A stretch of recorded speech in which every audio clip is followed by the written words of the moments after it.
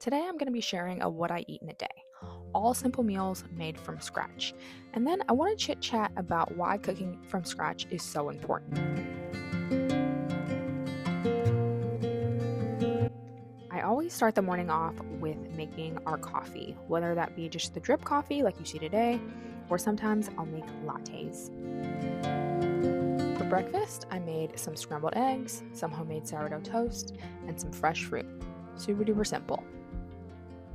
Cooking from scratch doesn't mean you have to make elaborate meals or spend hours in the kitchen. It just means that you're cooking with real ingredients. Eating this way helps avoid eating ultra-processed foods, and this is extremely important for your overall health. And I want to make a very important distinction here. Processed foods are not what we're trying to avoid. Foods like butter or frozen veggies, these are still real foods. However, they've been slightly altered to make them more convenient. Ultra-processed foods, on the other hand, are products that have been broken down, stripped of the nutrients, and then filled back up with additives, preservatives, and flavor enhancers. Think things like box meals and prepackaged snacks.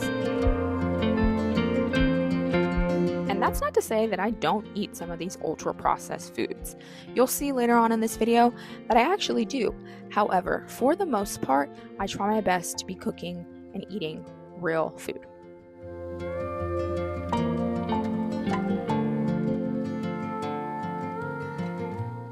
The reason that I really decided to start taking cooking from scratch seriously was when I had my baby.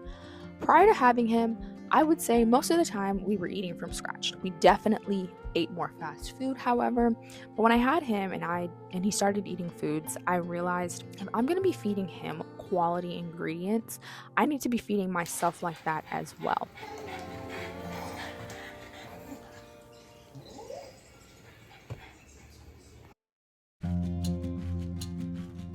When you cook from scratch, you are cutting back on a lot of the hidden sugars, inflammatory oils, and synthetic chemicals that they sneak into ultra-processed foods.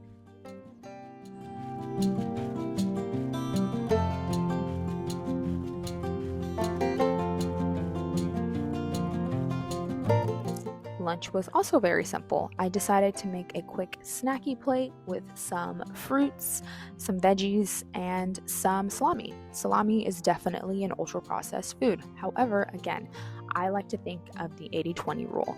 80% of the time, I am eating delicious and wholesome foods. If you wanted to stay away from a product like salami, you could just make some chicken breast in its place. I think sometimes we overcomplicate cooking from scratch. You don't have to bake your own bread every day.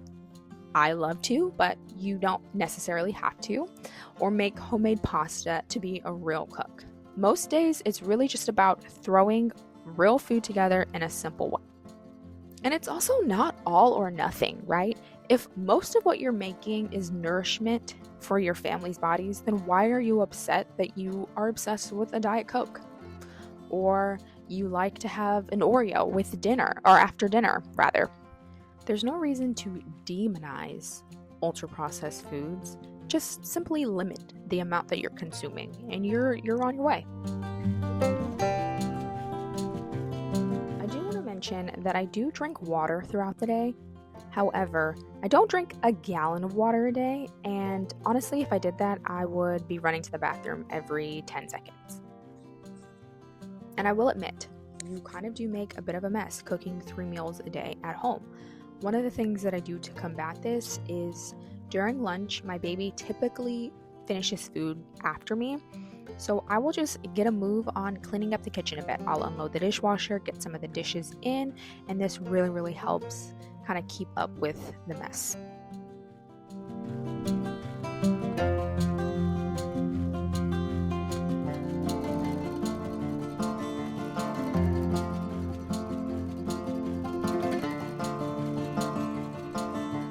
Start small. So say every day this week I am going to make lunch from scratch.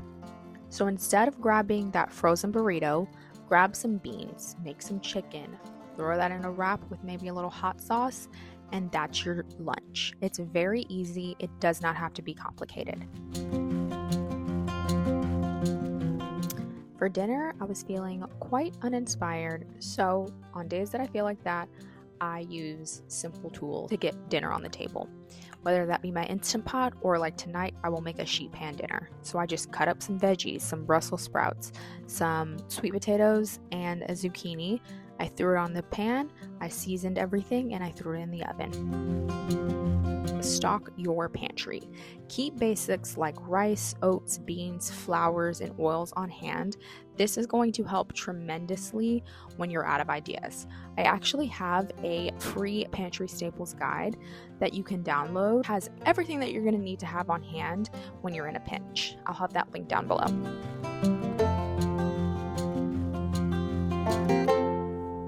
Instead of trying to master fancy recipes, just get comfortable with a few basic techniques, like roasting, sauteing, and making a simple sauce. Once you know the basics, you can mix and match whatever you have on hand without needing a recipe every time. And I also have a blog post on meal planning made simple. It walks you through my exact meal planning process.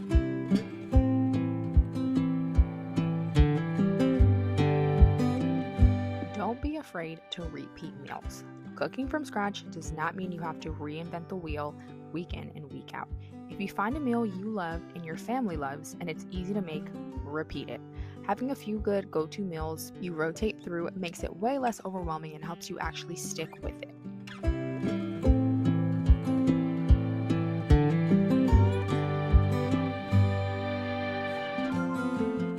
Cooking from scratch isn't about being perfect or making every single thing homemade.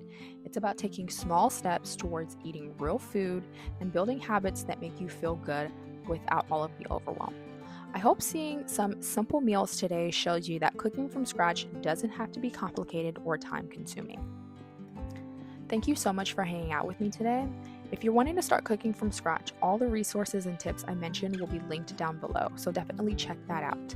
Don't forget to subscribe and leave a comment on some of your best tips for making meals homemade.